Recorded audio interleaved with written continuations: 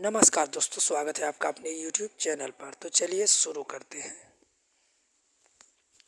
अध्याय 5 जल। शब्दावली। थलशाला यह छोटे घर के पौधे रखने वाले कृत्रिम अहाता होता है। क्रियाकलाप। अपने थलशाला बनाएं। थलशाला एक बड़े जार में 1/4 भाग में मिट्टी भरकर अच्छी तरह दबा दें। इसके ऊपर ह्यूमस एक पतली परत लगाएं। पहले सबसे ऊपर पौधे लगाएं। तदुपरांत चारों ओर छोटे पौधे व्यवस्थित करें। इसमें जल की फुहार छोड़ें। छिड़क के जार को बंद कर दें। पत्तियों एवं मिट्टियों द्वारा वाष्पित जल संघनित होकर जल की बूंदों के रूप में नीचे गिरता है। जल चक्र।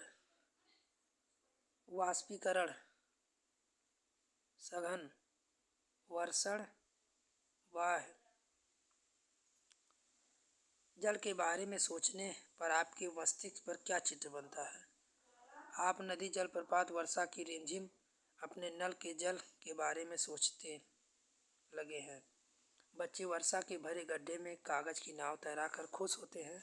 दोपहर तक गड्ढे में जमा जल गायब हो जाता है। वह जल कहाँ चला जाता है? सूर्य के ताप के कारण जल वाष्पित हो जाता है। ठंडा होने के पश्चात वाष्प घनित होकर बादलों का रूप लेता है। यह वर्षा हिमवर्षा सहित वृष्टि के रूप में धरती पर, समुद्र पर नीचे गिरता है। जिस प्रकार जल लगातार अपने स्वरूप को बदलता है और महासागरों, वायुमंडल, धरती के बीच चक्कर लगाता है, उसको जल चक्र कहते हैं। चित्र 5.1। हमारी पृथ्वी थलशाला के समान है। जो जल शताब्दियों पूर्व उपस्थित था, वह आज भी मौजूद है। जिस जल का प्रयोग आज हम हरियाणा के खेत में सिंचाई के लिए कर रहे हैं, हो सकता है वह सैकड़ों वर्षों पहले अमेजन नदी में बहता हो।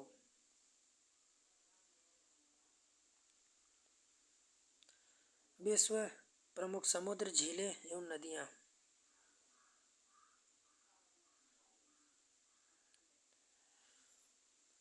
क्या आप जानते हैं लवणता 1000 ग्राम जल में मौजूद नमक की मात्रा है। महासागर की औसत लवणता 35 भाग प्रति 1000 ग्राम है।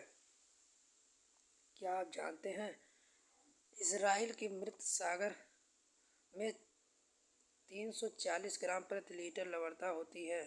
तैराक इसमें पल्लव कर सकते हैं क्योंकि नमक की अधिकता इसमें सघन बना देती है। क्रियाकलाप। जल अलवण जल का वितरण।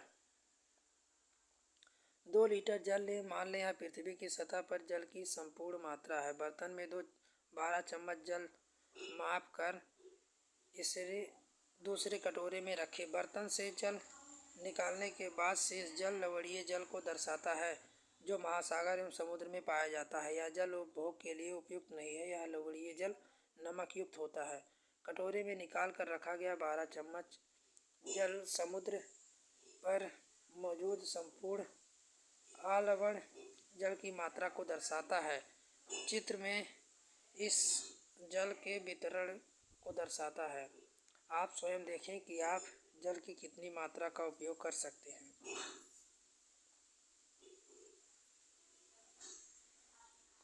जल की वितरण।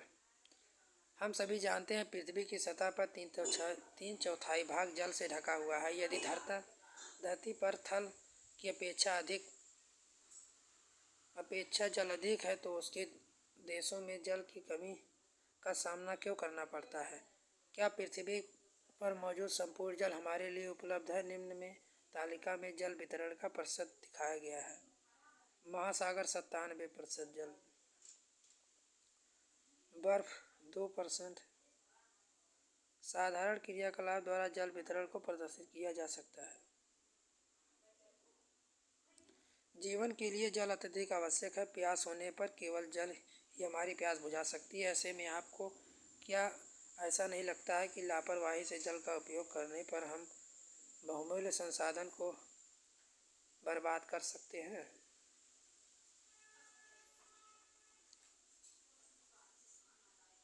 जल हमारे लिए क्यों महत्वपूर्ण है? जल संरक्षण की कुछ विधियां सुझाएं अपने घर में, स्कूल में।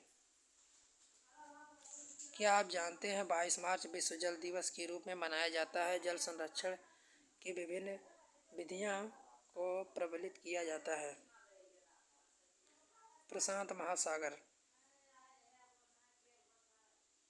महासागरीय परिसंचरण। समुद्र तट पर नंगे पैर चलने से कई जादुई सी अनुभूति होती है। पुलिन पर नम बालू, ठंडी पवन, समुद्री पक्षी, वायु में लवणीय गंध, लहरों का संगीत, सब कुछ सम्मोहित करने वाला प्रतीत होता है। ताल एवं झील के शांत जल के विपरीत महासागरीय जल हमेशा गतिमान रहता है। यह कभी शांति नहीं रहता है। महासागरों की गतियों को इस प्रकार वर्गीकृत कर सकते हैं जैसे तरंग, ज्वार भाटा, धाराएं।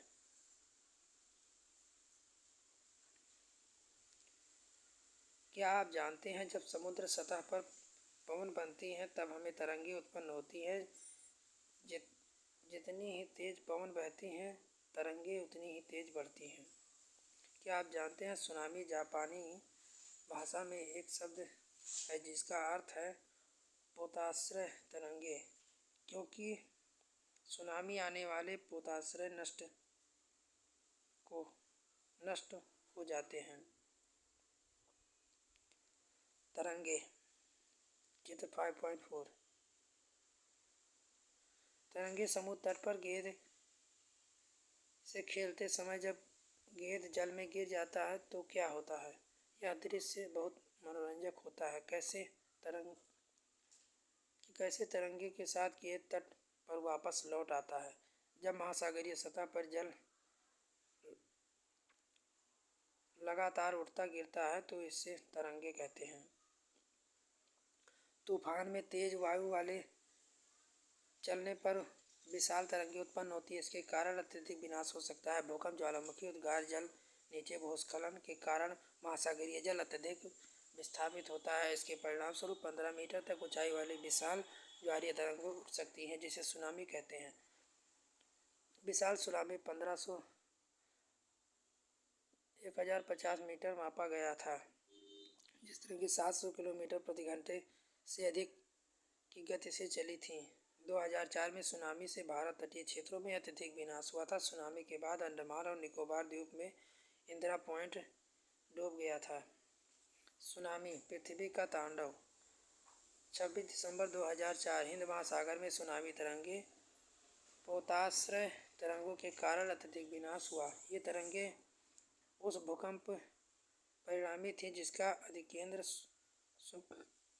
मात्रा की पश्चिम सीमा पर था। इस भूकंप की तीव्रता रिएक्टर पैमाने पर 9 मापी गई थी। भारतीय प्लेट बर्मा प्लेट के नीचे धंस गई और समुद्र तल से आकस्मिक गति उत्पन्न हो गई। इस कारण भूकंप आया। महासागरीय तल लगभग 10 से 20 मीटर तक विस्थापित हो गया और नीचे की दिशा में झुक गया।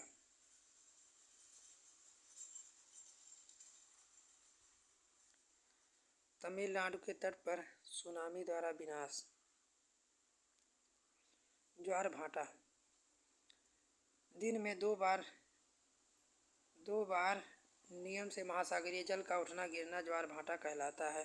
जब सर्वाधिक ऊंचाई तक जल उठकर तट पर बड़े हिस्से को डुबोता है तो यह ज्वार कहते हैं। जब जल अपने निम्न स्तर पर जाता है तो तट से पीछे चला जाता है तो उसे भाटा कहते हैं।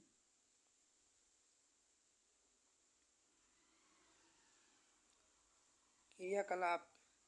एक बाल्टी को नल के पानी से 3/4 भर लें। बाल्टी के ऊपर अपने निम्नजर छड़ डालकर अपनी पानी को गर्म करें। दूसरी ओर फ्रिज से निकली बर्फ डालें। एक बूंद लाल स्याही डालकर संवहन की प्रक्रिया के द्वारा धारा के मार्ग का नियंत्रण कीजिए। लघु ज्वार भाटा एवं बृहद ज्वार भाटा। लघु सूर्य पृथ्वी चंद्रमा। बृहद ज्वार भाटा सूर्य चंद्रमा पृथ्वी। सूर्य पृथ्वी चंद्रमा।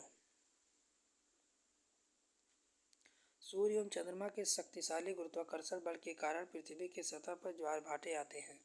जब पृथ्वी का जल चंद्रमा के निकट होता है उस समय चंद्रमा के गुरुत्वाकर्षण बल से जल अभिकर्षित होता है, जिसके कारण उच्च ज्वार आते हैं। पूर्णिमा एवं अमावस्या के दिन में सूर्य चंद्रमा एवं पृथ्वी तीनों एक सीध में होते हैं और इस समय सबसे ऊंचे ज्वार उठते हैं। इसे ज्वार को बृहद ज्वार भी कहते हैं। लेकिन जब चांद के प्रथम या अंतिम चतुर्थ में होता है तो चांद एवं सूर्य का गुरुत्वाकर्षण बल विपरीत दिशा में महासागरीय जल पर पड़ता है। महासागरीय स्वरूप में यह ज्वार भाटा है। ऐसे ज्वार को लघु ज्वार भी कहते हैं। महासागरीय धाराएं। महासागरीय धाराएं निश्चित दिशा में महासागरीय सतह पर नियमित रूप से बहने वाली जल की धाराएं होती हैं। महासागरीय धाराएं गर्म ठंडी हो सकती हैं। सामान्यतः गर्म महासागरीय धाराएं भूमध्य रेखा निकट उत्पन्न होती हैं या ध्रुवों की ओर प्रभावित होती हैं। ठंडी धाराएं ध्रुवों से उच्च अक्षांशों से उष्णकटिबंधीय निम्न अक्षांशों की ओर प्रवाहित होती हैं। धाराएं शीत धाराएं होती हैं, जबकि अपस्ट्रीम गर्म धाराएं होती हैं। लेब्राडोर गर्म, गल्फ स्ट्रीम गर्म धाराएं होती हैं।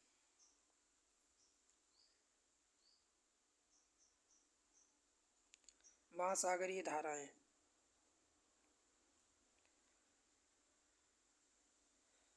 जहाँ गर्म एवं ठंडी धाराएं मिलती हैं वहाँ कोहरे वाला मौसम बनता है। इसके फलस्वरूप नौसंचार व बाधा उत्पन्न होती है। अभ्यास प्रश्नों का उत्तर दें। वर्षण क्या है? जल चक्र क्या है? लहरों की ऊंचाई प्रभावित करने वाले कारक कौन कौन से हैं? महासागरीय जल की गति को प्रभावित करने वाले कारक कौन कौन से हैं? ज्वार भाटा क्या है? कैसे उत्पन्न होते हैं? महासागरीय धाराएं क्या हैं? कारण बताइए। समुद्र जल नमकीन होता है क्यों? जल की गुणवत्ता का ह्रास हो रहा है क्यों? सही चिन्हित करें, सही मिलान करें। आओ खेलें, जासूस बनिए, जासूसी करते रहिए।